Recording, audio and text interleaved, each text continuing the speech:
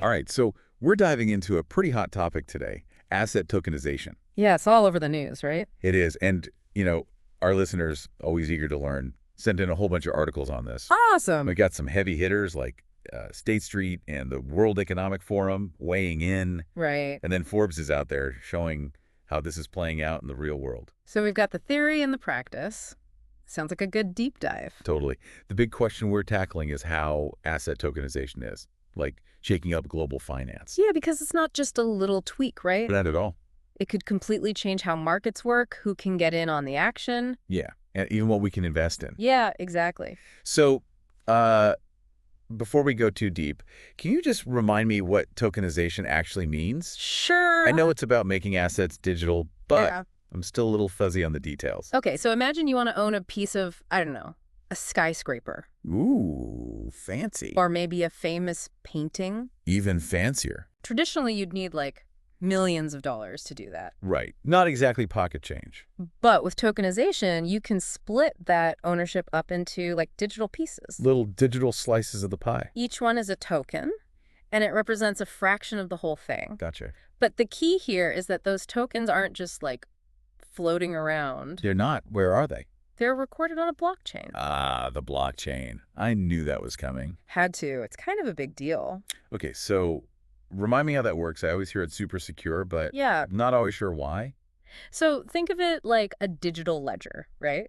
But it's not just on one computer. It's copied across a whole network of them. Okay. And every single transaction gets recorded on this ledger. Everyone. And because it's spread out like that, it's super hard to mess with it. So, like, no one person can just go in and change things. Pretty much impossible. That's pretty cool. Plus, once something's added to the blockchain, it's basically permanent. You can't change it. So it's like a giant public record of who owns what. Yeah, exactly. But way more secure than anything we've had before. And because it's all digital, transactions can happen way faster, right? Fewer middlemen, lower costs. Potentially, yeah. It's all about efficiency. Okay, that makes sense. Now, the State Street report, they had this interesting chart. Oh, yeah. It showed how different assets are, like, reacting to tokenization. Makes sense, right. Some things will be faster than others. Exactly. It seems like bonds, commodities, and private equity are really taking off. Yeah, they're definitely leading the charge. But real estate, not so much. A little slower on the uptake. Why do you think that is? Well, it depends on the existing infrastructure, right? Like Okay. with stocks, our markets are already pretty efficient. So there's less room for improvement. Exactly. But with private equity, Uh-huh. it's a whole different story.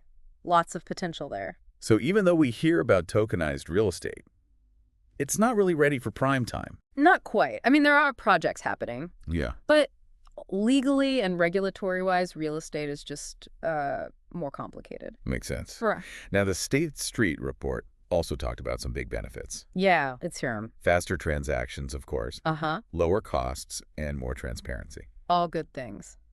That almost sounds too good to be true. Well, the potential is definitely there Yeah. because everything's out in the open. Uh-huh. And even automated stuff like dividend payments built right into the token. That's pretty slick. Right. But is any of this actually happening, or are we just talking theory here? Oh, it's happening. Big time. Really? Yeah, the Forbes article you shared had some great examples. Right. BlackRock, the biggest asset manager out there, they're already using tokenized funds. On the Ethereum blockchain, I think it said? Exactly.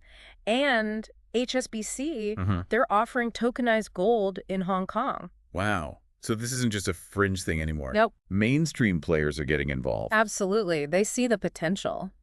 But I bet there are still a lot of misconceptions about tokenization. Oh, yeah, definitely. Like people confusing it with cryptocurrency. That's a big one. Yeah, they both use blockchain, but But they're not the same thing. Right. Tokenization is about taking a real-world asset and making it digital. okay.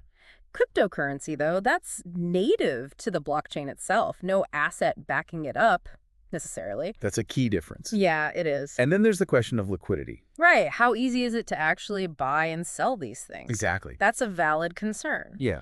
But think about it. With all these big players like BlackRock and HSBC coming in, Uh-huh. they're actually helping to make the market more liquid. So the more people use it. The easier it gets to use. Yeah. Kind of a snowball effect. That's interesting. It's how these new markets tend to work. Early days are slow, but once it gets going. Things can change pretty quickly. Mm. Okay, so We've got the basics down. Yeah, we've laid the groundwork. We know what tokenization is, some of the potential upside. And we've seen that it's not just theory. It's happening now. Right.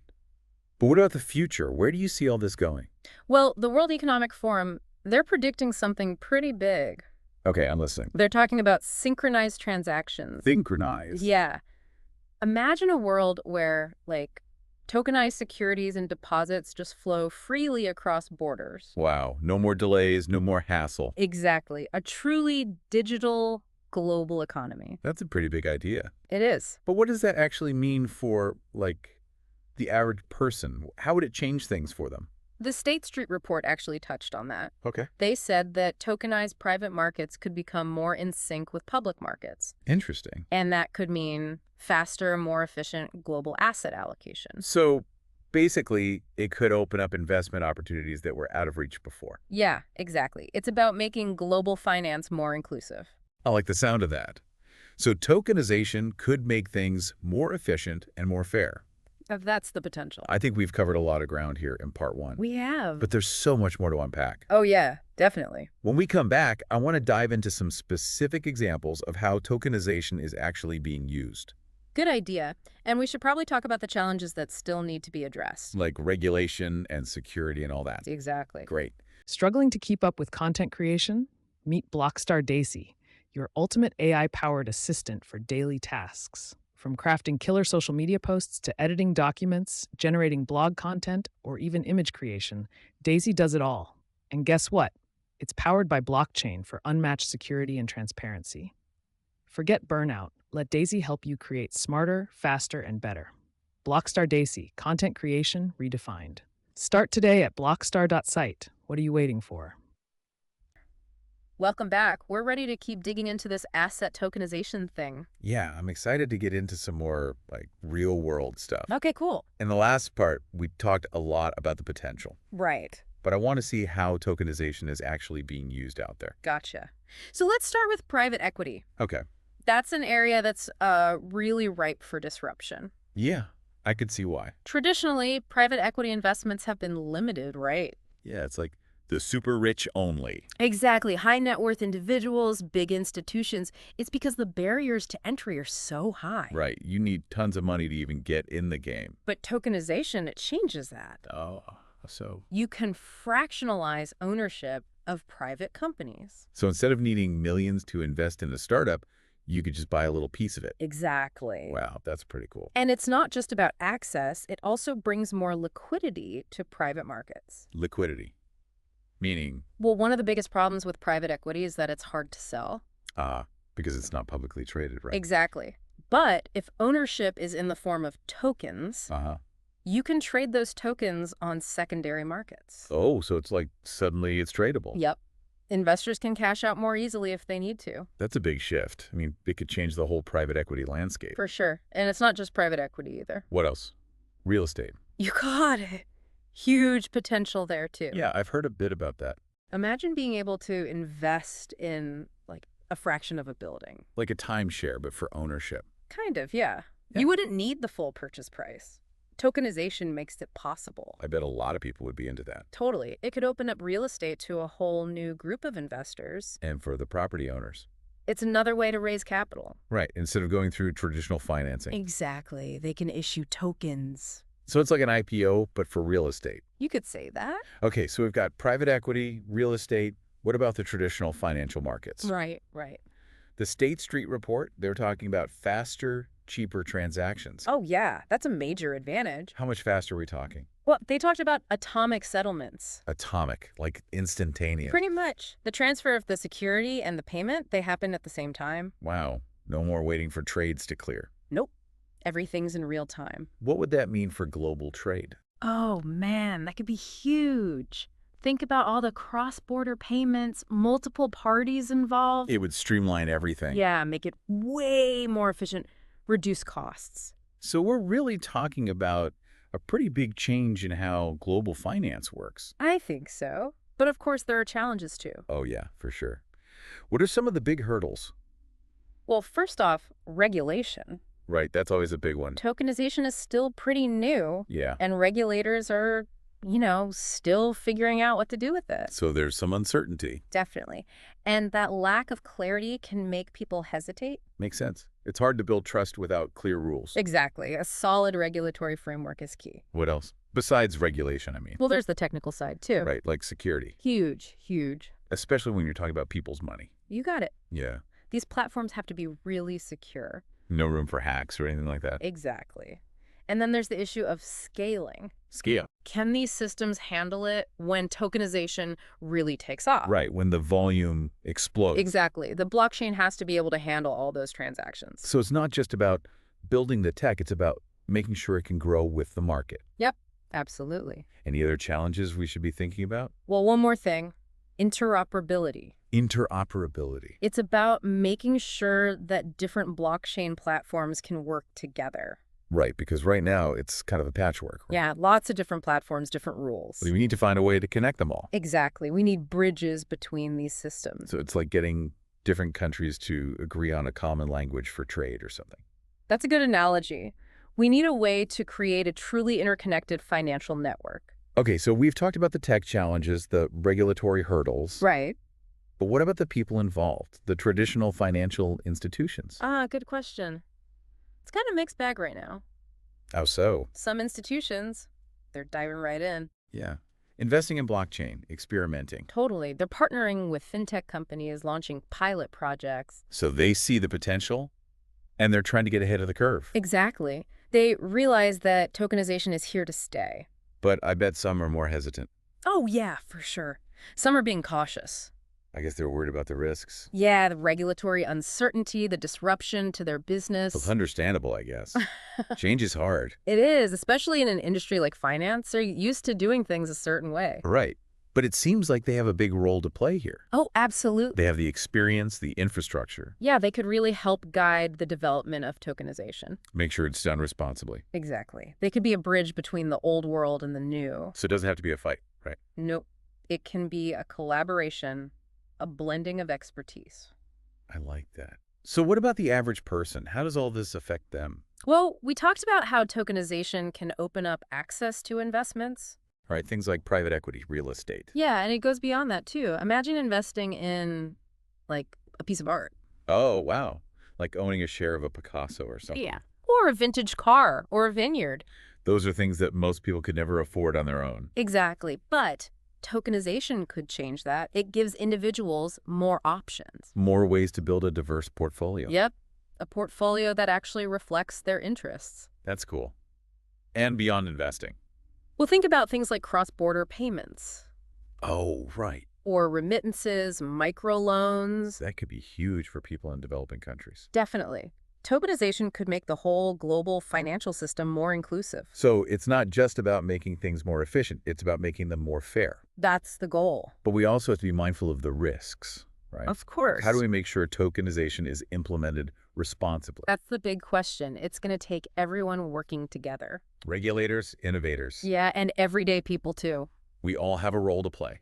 Absolutely. We need to create a system that works for everyone. Well said. This has been an incredible conversation. Yeah, we've covered a lot. I'm really curious to hear what you think about the future of tokenization. Oh, there's so much happening. Any trends we should be watching? Well, one big one is how tokenization will work with other emerging technologies. Like what? Artificial intelligence. Exactly. AI, the Internet of Things. Interesting. So you could have like physical assets with sensors. Yeah, collecting data about how they're being used. And then that data could be used to create tokenized assets. So you could invest in a token that represents, say, a share of the revenue from a self-driving car. Or a solar panel or something. Exactly. And AI could be used to analyze all that data, help investors make smarter decisions. That's like something out of a sci-fi movie. I know, right? But it's not that far off. What else? Another thing to watch is the development of new platforms. Platforms for tokenization. Yeah, platforms that make it easier to create and manage these tokenized assets. So making it more user-friendly. Exactly. Lowering the barriers to entry. So more people can participate. Yep. As those platforms improve, we'll see more innovation, more adoption. It's amazing how far tokenization has come already. I know, right? It went from a niche idea to, like, reshaping the whole financial landscape. So it's really cool to see. This deep dive has been a wild ride so far. It has. We've talked about the real-world applications, the challenges, the risks. You even got a glimpse of what the future might hold. And when we come back for the final part, we're going to go even deeper. But now I want to Yeah, we'll zoom talk out about a some of bit. the Yeah, bigger kinda look at the bigger implications of picture. tokenization. Exactly. Like the what does this all mean societal for stuff. Exactly. society? It's not just about For how the the tech future of works, finance it's as a about whole. how it might change We talked the about world. democratizing investments, making things more accessible, but are there any potential downsides? That's a great point. Every powerful tool has two sides, right? Right. So what are some ethical concerns we should be thinking about as tokenization becomes more common? Well, one worry is that it could actually make inequality worse. Ooh, how so? I mean, it can create new opportunities for sure, Mm. but we need to make sure everyone has a chance to benefit, not just the wealthy or the tech savvy. Right, so it's not enough to just build the technology. We need to think about who's using it and how. Exactly. If we're not careful, tokenization could end up concentrating wealth and power even more. So what can we do about that? Well, we have to actively work towards a future where this tech is used to create a more equitable system. A system that benefits everyone. Right. Okay, that brings us to regulation. Right. What role do governments and regulators need to play here? Oh, regulation is super important. It's what builds trust and stability in any financial system. And tokenization is no different. But it's a tough balance. Right. Too much regulation, and you stifle innovation. Yeah, But too little, and it could be a free-for-all. exactly. Regulators are going to have to stay on their toes, keep learning as the technology changes. Adapt to the new landscape. Yep. And what about traditional financial institutions? Where do they fit into all this? Well, as we talked about before, some are embracing tokenization, some are more hesitant, Right. but I think they have a really important role to play. How so? They can be the bridge between the old and the new. Yeah, they have the experience, the knowledge. Exactly. They can help educate people about this new technology. Explain the benefits, but also the risks. Right. So it's not about seeing tokenization as a threat. It's about evolving, adapting. Finding new ways to serve their customers. Right. Finding ways to stay relevant in a changing world. Absolutely. We've covered so much in this deep dive. We have. The technical details, the applications, the challenges, even the ethical stuff. What's the main message you want listeners to take away? The way we think about assets is changing, and that's going to have a big impact on everyone. So it's not something we can just ignore. Nope. We all need to stay informed, be part of the conversation, help shape this new financial future. Yeah, make sure it benefits everyone. Exactly. This has been an incredible journey exploring the world of asset tokenization. It has. So to everyone listening, keep exploring, keep asking questions, keep an open mind. The future of finance is in our hands. And that's a wrap on this deep dive. Until next time, stay curious and stay engaged.